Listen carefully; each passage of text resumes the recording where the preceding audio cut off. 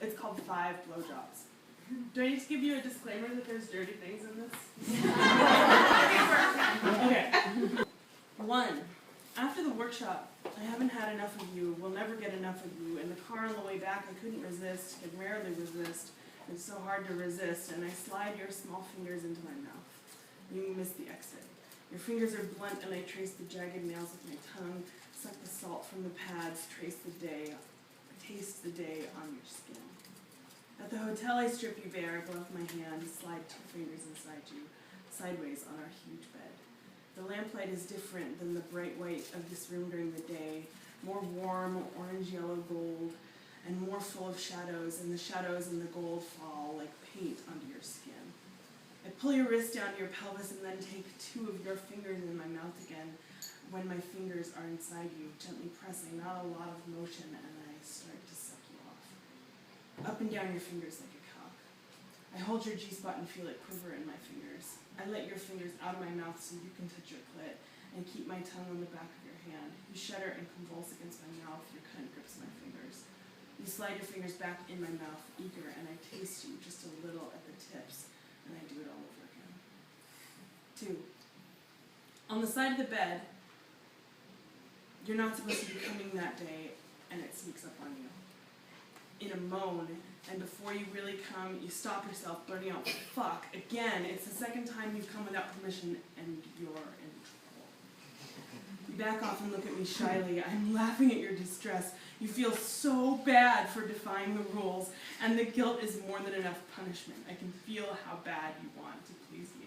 I'm enjoying this too much. Your attempts to do just the right things, and your scrambles to fix it when you are so happy and so pleased to be servicing me, kneeling before me, my cock in your throat. It's enough for you to just see that look on my face, that ecstasy you're causing, that overwhelmed lust and adoration as your tongue hits the head, so soft and slow as you suck it down, which makes me want to pulse and shoot, makes me feel my balls as if I had them contract and swell, cocked and loaded. You move back toward my dick with your lips parted, and I push you away. No, I think you're done sucking my cock. You lost that privilege when you came without asking. Get down.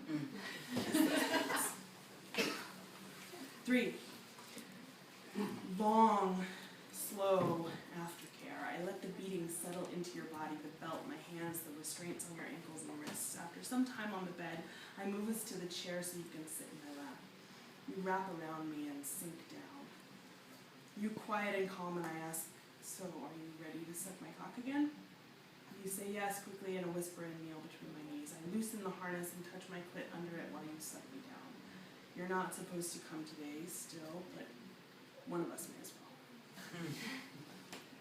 I breathe as I watch your mouth, tongue, lips, my cock down your throat. I let you guide it. I let you slide it down however deep you want. I push a little because that's what I do. But mostly I just concentrate on the feeling of the sight. I almost come, but it's too much. I get overstimulated and don't have the right angle.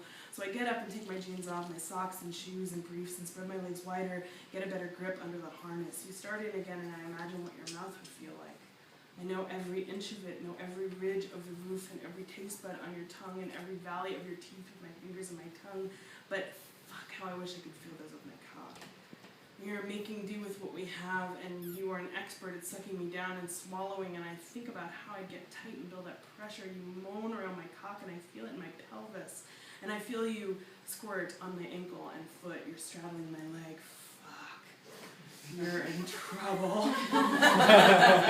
You whimper a little and give me those eyes, those sweet little boy eyes, like you would do anything for your daddy. You're sorry, you didn't mean it, you couldn't help it, and it doesn't take long before I'm over the edge for you, coming in your mouth, yelling out and curling my spine and feeling how I shove and come to the back of your throat, and I breathe, my body stills. You sink down onto your belly and put your tongue on my foot, clean it off, suck my instep. With your head still down low, you say, am I still in trouble? And I laugh. 4.